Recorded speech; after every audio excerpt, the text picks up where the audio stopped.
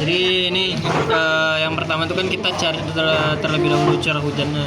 Curah hujan itu kita cari dari data stasiun BMKG. Nah, jadi dari data stasiun BMKG itu kita cari, kita ambil beberapa data. Yang mana kalau untuk perhitungan debit air limpasan ini kan minimal tuh 10 tahun terakhir gitu. Kenapa 10 tahun terakhir? Karena metode yang kita gunakan ini itu lebih ke pendekatan. Jadi semakin banyak data yang kita kumpulkan itu semakin akurat atau semakin mendekati gitu. Jadi karena itu juga kita ambil beberapa tahun itu karena kita mau cari rata-ratanya.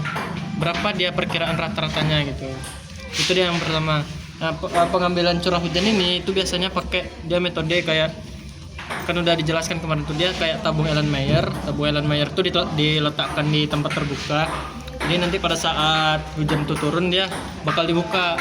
Jadi dari situlah dihitung debit air hujan itu.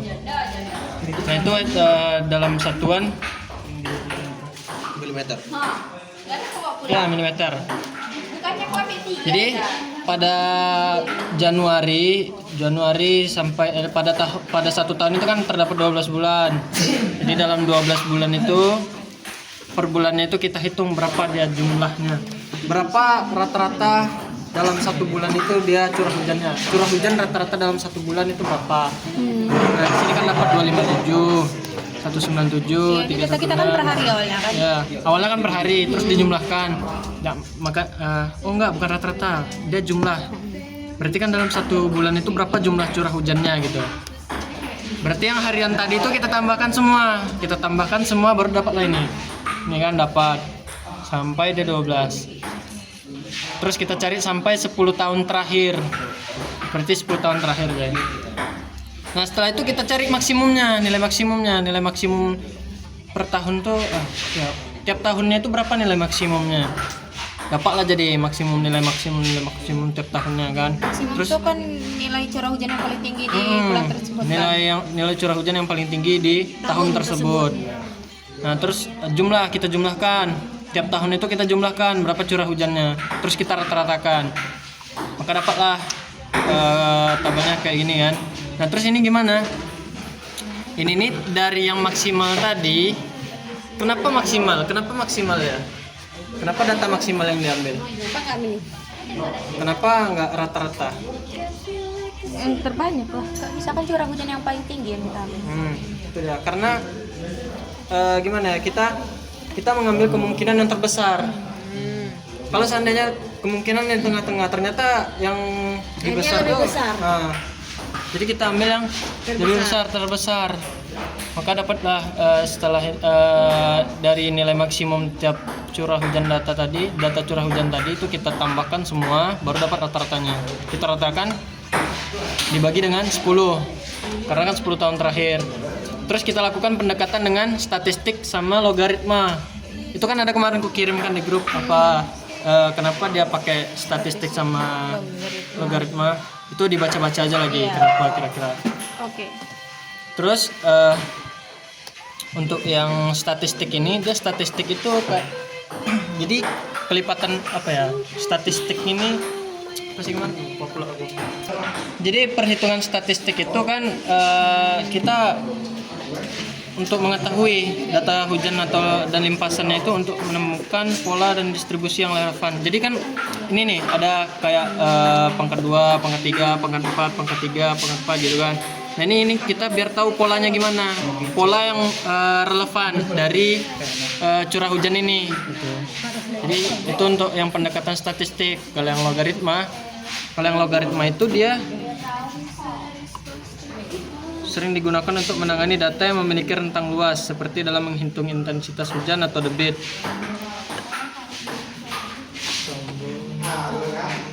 Nah kurang lebih sama itu, statistik sama logaritma itu sama, cuman logaritma ini dia menangani data yang lebih luas lagi gitu. Makanya dia nilainya nih lebih lebih banyak 0, dibanding dengan yang ini. Yang logaritma. Tapi kita tetap harus nyari keduanya kan? Ya, tetap nyari keduanya. Nah, terus standar deviasi itu yang dari statistik tadi dari data statistik tadi bisa kita dapatkan standar deviasi, koefisien skewness, koefisien kurtosis, sama koefisien variannya. Untuk standar deviasi itu kan untuk mengukur sebaran data debit air limpasan di sekitar rata-rata. Jadi semakin tinggi nilai standar deviasinya, semakin besar variasi debit yang terjadi. Kurang lebih standar deviasi ini debitnya. Jadi semakin tinggi standar deviasinya, semakin tinggi juga dia debitnya gitu kan.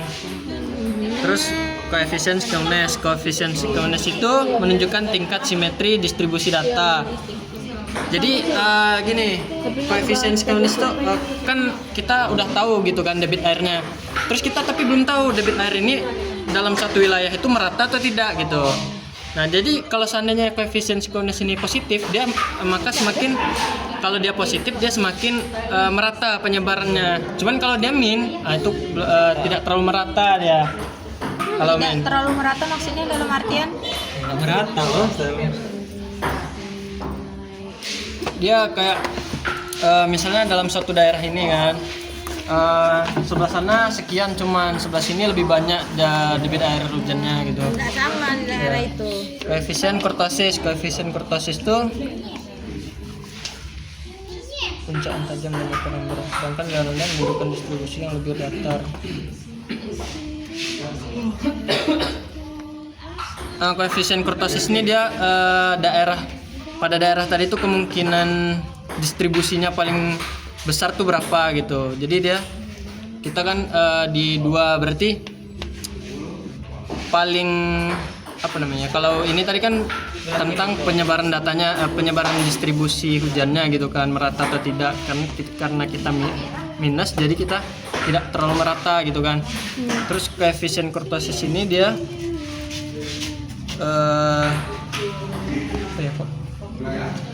yang tinggi menunjukkan distribusi yang puncak. Lama banget Dan varian ini, jadi varian ini dia bervariasi, seberapa bervariasi dia penyebaran dari debit air tadi, debit air yang terukur tadi gitu. Kalau koefisien bedanya sama koefisien skewness, kalau koefisien skewness ini penyebaran sekedar penyebaran dari distribusi dari curah hujannya. kalau yang varian. Jadi merata atau tidak gitu. Kalau koefisien skewness itu merata atau enggak itu debit air hujan tadi gitu. Sedangkan kalau koefisien varian itu dia menghitung seberapa bervarian dia debit air hujannya gitu. Oh, kalau varian tuh berapa banyak? Kalau Ya, berapa banyak variasi dari debit air hujannya. Nah, kalau yang di logaritma itu sama aja konsepnya dengan yang di statistik. Bedanya kan yang di dasarnya tadi aja. Kalau statistik itu kan dia pola sama distribusi yang relevan gitu. Kalau logaritma itu lebih ke data yang memiliki lebih luas lagi rentang datanya gitu.